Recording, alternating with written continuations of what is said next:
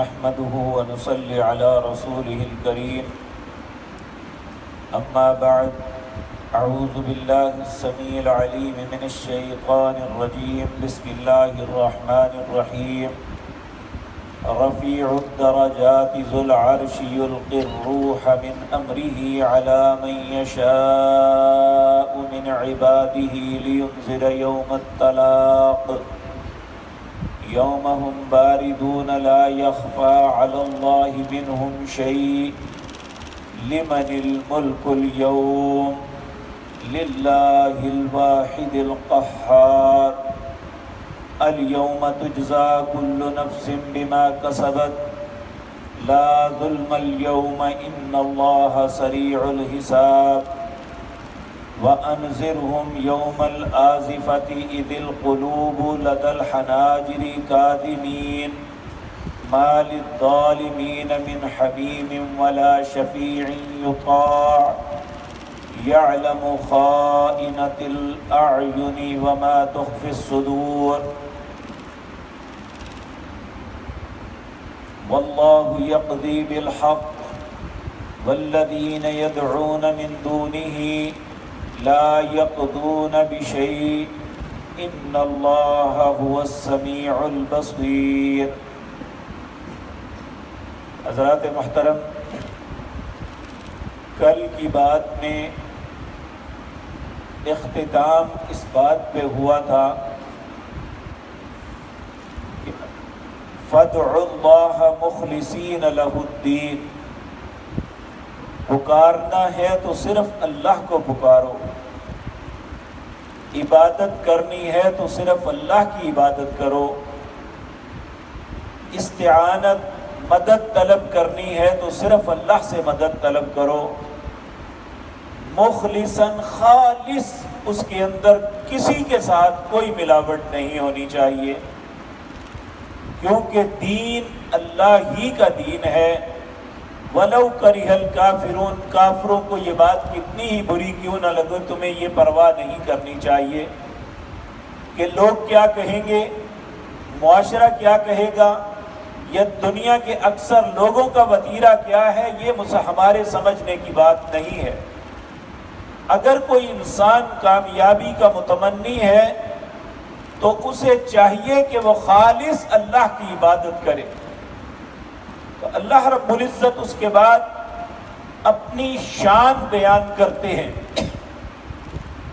کہ اللہ کون ذات پاک ہے جس کی عبادت کرنی ہے۔ کہا رفیع الدرجات، وہ سب سے بلند درجوں والا ہے، کہ جہاں جو ہے انسان کی بلندیاں ختم ہو جاتی ہیں وہاں اللہ کی بلندیاں شروع ہوتی ہیں۔ ذو العرش، وہ عرش عظیم کا مالک ہے۔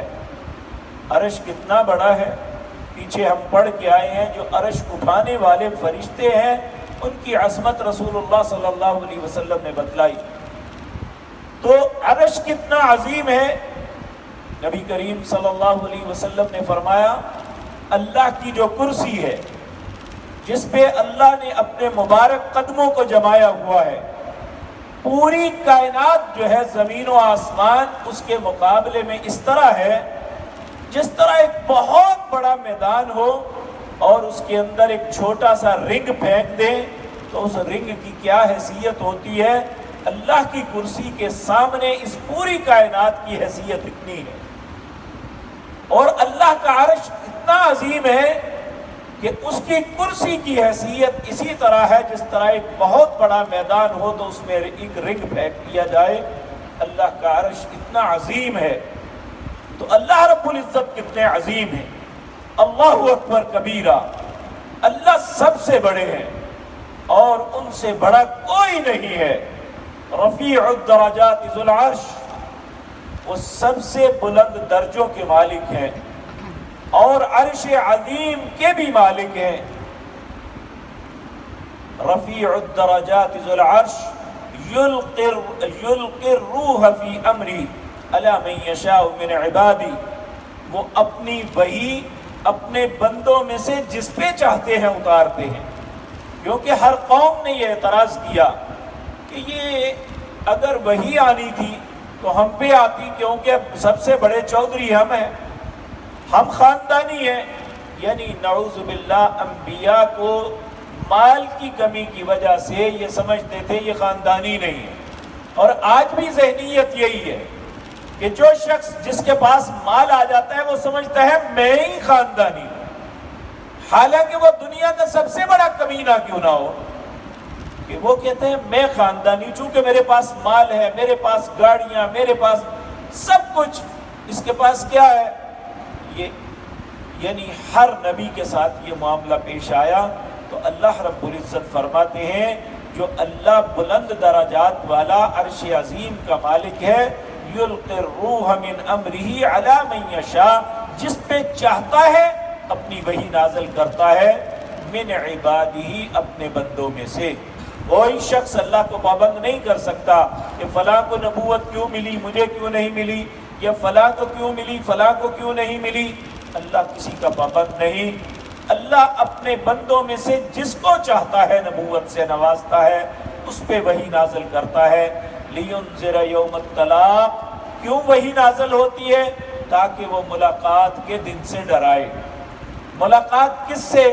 کہ ایک دن ایسا آنے والا ہے جب ہر انسان 1 to 1 اللہ سے ملاقات کرے گا، اور اللہ اس کی زندگی کے معاملے میں پوچھے گا، اور اللہ اور اس کے درمیان کوئی ترجمان نہیں ہوگا۔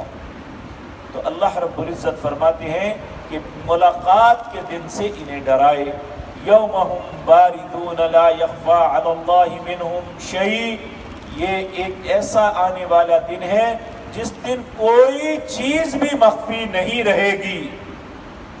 لا یخفی علی اللہ منہم شیء، اللہ پہ کوئی چیز مخفی نہیں ہے، یعنی اللہ ہر انسان کی ہر بات کو جانتا ہے، کوئی بات ہماری چھپی ہوئی نہیں ہے۔ پھر پوچھا جائے گا کہ دنیا میں بڑے بڑے بادشاہ، بڑے خاندانی بنتے تھے، بڑے سردار بنتے تھے، آج بتاؤ لمن الملک اليوم، آج کون بادشاہ ہے؟ اللہ رب العزت کی طرف سے ندا ہوگی، این الجبارین، این الملوک، کہاں ہیں وہ بڑے بڑے جابر، کہاں ہیں وہ بڑے بڑے بادشاہ جو اپنے آپ کو بادشاہ کہتے تھے؟ لمن الملک اليوم، آج بتاؤ کون بادشاہ ہے؟ کسی میں یہ جرت نہیں ہوگی کہ وہ بات بھی کر سکے۔ پھر اللہ ہی کے فرشتے جواب دیں گے، للہ الواحد القہار، اکیلے اللہ کی آج بادشاہت ہے جس کے قہر سے کوئی ظالم، کوئی کافر، کوئی منافق نہیں بچ سکے گا، العیاذ باللہ۔ پھر فرمایا الیوم تجزا کل نفس بما کسبت، یہ ملاقات کا دن وہ ہوگا کہ آج کے دن بدلہ دیا جائے گا ہر شخص کو جو کچھ اس نے کمایا ہے۔ آج دنیا میں ہم کچھ کما رہے ہیں، وہ اچھا ہے یا برا، جو بھی کر رہے ہیں، یہ نہیں کہا میں اپنی مرضی سے فیصلہ کروں گا، کہا ما کسبت، جو کمایا ہے نا، جو آگے بھیجا ہے، جو اللہ کے سامنے ہے سب کچھ، کہا الیوم تجزا کل نفس بما کسبت، جو کیا ہے آج اس کا بدلہ ملے گا۔ لا ظلم اليوم، آج کسی پہ ظلم نہیں کیا جائے گا۔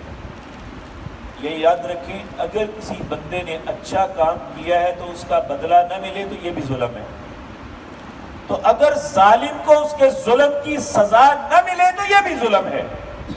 ایک قاتل ہے، اگر قاتل کو اس کے قتل کی سزا نہیں ملتی تو ہم کہتے ہیں یہ کیسا معاشرہ ہے، یہ بے انصافی ہے، یہ ظلم ہے۔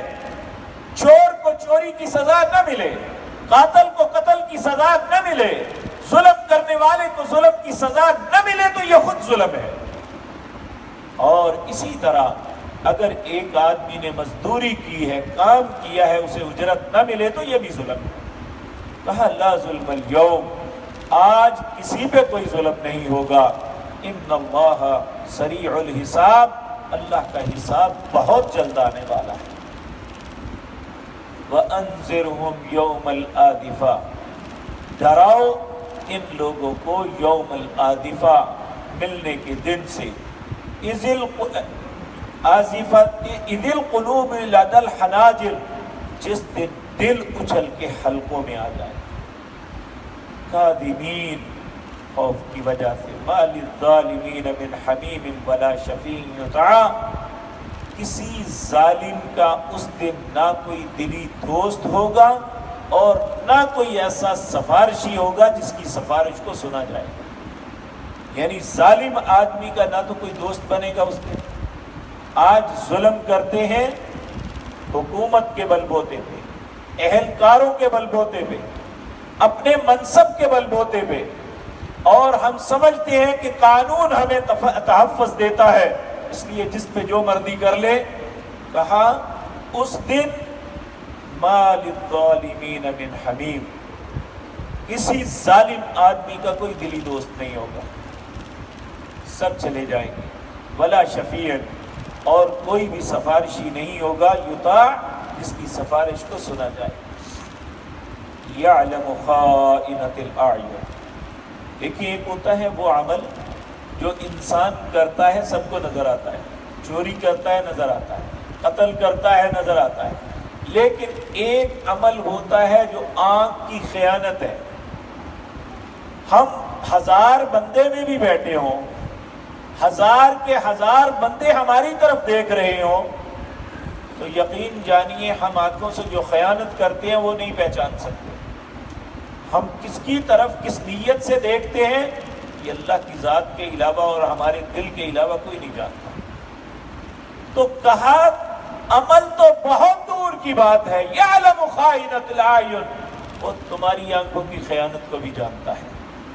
تم کسی کو دیکھتے ہوئے کیا سوچ رہے ہو، اس کے متعلق کیا پلاننگ ہے، تم اچھا سوچ رہے ہو یا برا سوچ رہے ہو، یہ جو تمہاری آنکھوں کی خیانت ہے اللہ وہ بھی جانتا ہے۔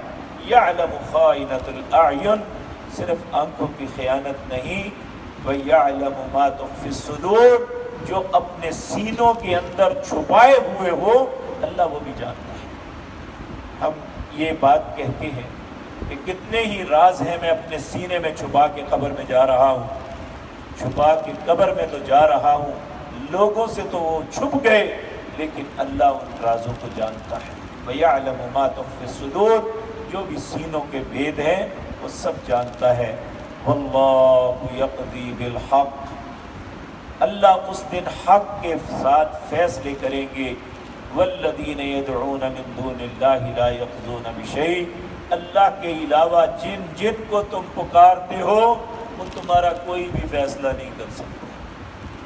یہ اللہ کہہ رہا ہے، کوئی داتا، کوئی غوث، کوئی گنج بخش، جنہیں تم بنائے ہوئے ہو، کوئی بھی فیصلہ تمہارے حق یا تمہارے خلاف نہیں کر سکتا۔ واللہ یقضی بالحق، اللہ فیصلہ حق کے ساتھ کرے گا۔ والذین یدعون من دونہ لا یقضون بشیء، جن لوگوں کو اللہ کے علاوہ پکارتے ہو، لا یقضون بشیء، وہ ایک ذرے کا، تھوڑی سی چیز کا بھی فیصلہ نہیں کر سکتے۔ ان اللہ هو السمیع البصیر، بے شک اللہ وہ ذات پاک ہے جو ہر چیز کو سن بھی رہی ہے اور دیکھ بھی رہی ہے۔